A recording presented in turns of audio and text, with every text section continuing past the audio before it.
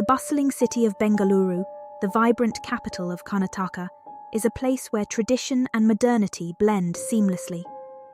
Amidst the tech parks and high-rise buildings, old tales and legends persist, whispered from generation to generation. One such legend is that of Naale Ba, a ghostly spectre that has haunted many a household.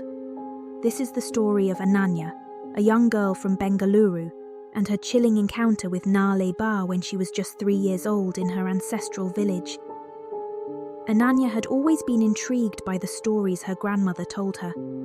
Her favourite tales were those steeped in local folklore, the ones that sent shivers down her spine. One summer, when Ananya was about 10 years old, her grandmother began to recount the legend of Naale Ba, a ghost that was said to knock on doors at night, calling out to the inhabitants.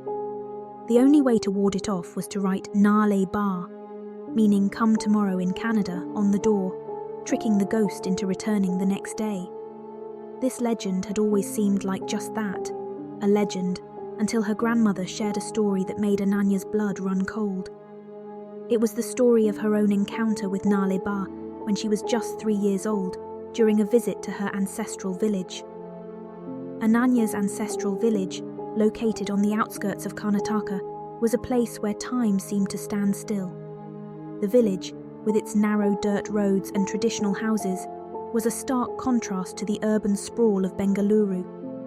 It was here that her family would spend a few weeks every summer, reconnecting with their roots. It was the summer of 2008, and 3-year-old Ananya was excited about the visit. The village was a playground for her, with its open fields and friendly neighbours. Her grandparents' house, a large old structure with a tiled roof and wooden beams, was where the family stayed. Despite its age, the house had a charm that Ananya loved. One evening, after a day filled with playing and exploring, Ananya was put to bed early. As the sun set, casting long shadows across the village, her parents and grandparents gathered in the living room for their nightly conversation. The air was filled with the scent of jasmine and the sound of crickets chirping. The night grew darker and quieter, and Ananya was fast asleep in her room. Suddenly, around midnight, a faint but distinct knock echoed through the house. Ananya's parents exchanged worried glances. They had heard the stories of Naale Ba but had never believed them. Nevertheless, her father went to check the door, only to find nothing there. Just as he was about to dismiss it as a figment of his imagination, the knock came again, this time louder and more insistent.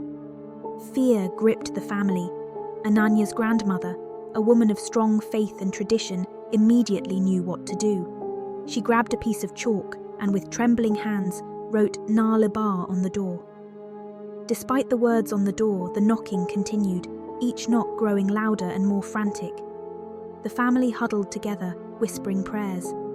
Ananya, though young, sensed the tension and fear around her.